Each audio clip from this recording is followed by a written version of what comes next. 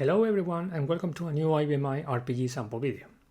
Today I'd like to talk a little bit about SND-MSG. As you know, SND-MSG is a fantastic function for sending messages not only to our job log, which can be used for debugging, but also for communication between procedures and programs. So let's go. Well, let's talk about SND-MSG. As you know, with SND-MSG, we can send messages to our job log. This way, we can see if the program has passed through a certain line, or if for a variable we have a value or whatever we want.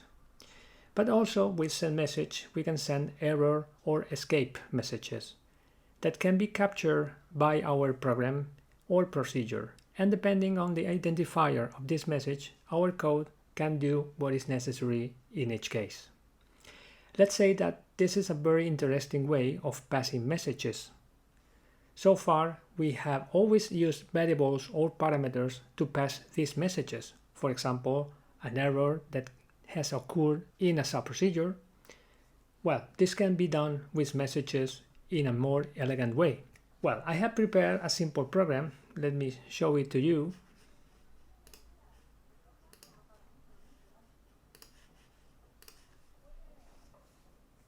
Well, as you see, the program is just calling here to a subprocedure, that is this, that is trying to do a division by 0.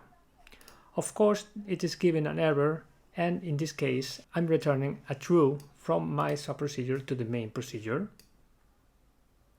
And then I'm sending a message to the job log. Well, of course, this program works. But how can we improve it?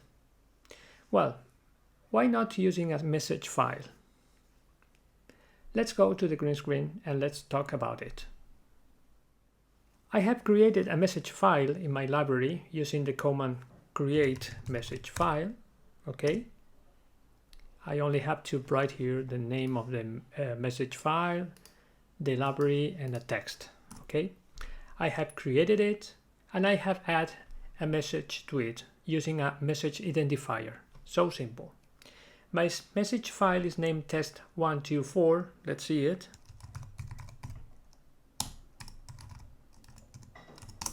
Okay. This way we can add, remove, or modify my messages. Okay, I have this one that I have created for my program.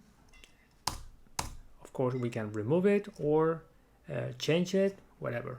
Okay, and now we can use all the messages inside my message file in my program. So okay, let's do it. Well, first let's change my subprocedure. Now we don't need to return anything because we are going to control the possible errors using messages. So instead of using a parameter like this,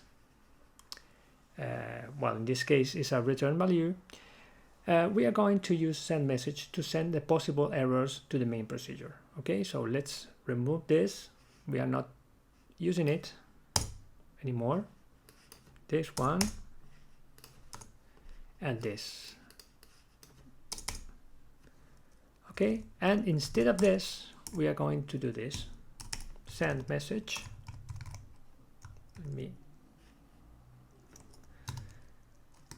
I'm going to send an escape message,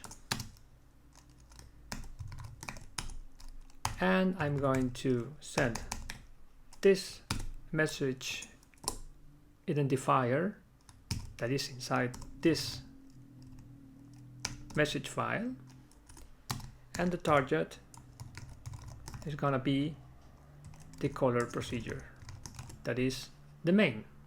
Okay. Okay, now what we need to do in my main procedure is this. We don't need this more, and we can do something like this. Monitor,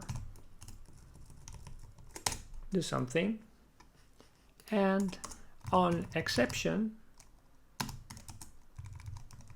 this one, what we are going to do is this.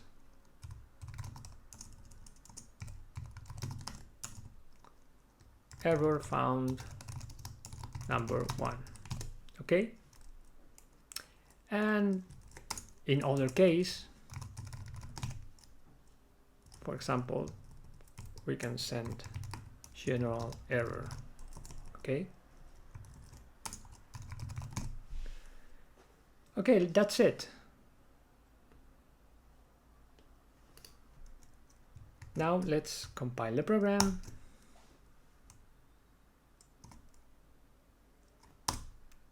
And let's see how it works on the green screen. Okay, as always, let's open a debug session.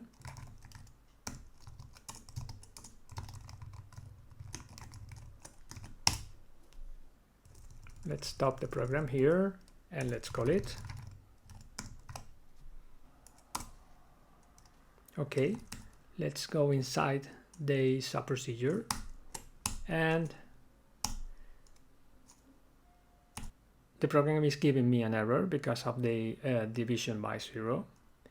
And in that case, this is what I'm doing. I'm here, well, the program is here sending the message to the caller procedure.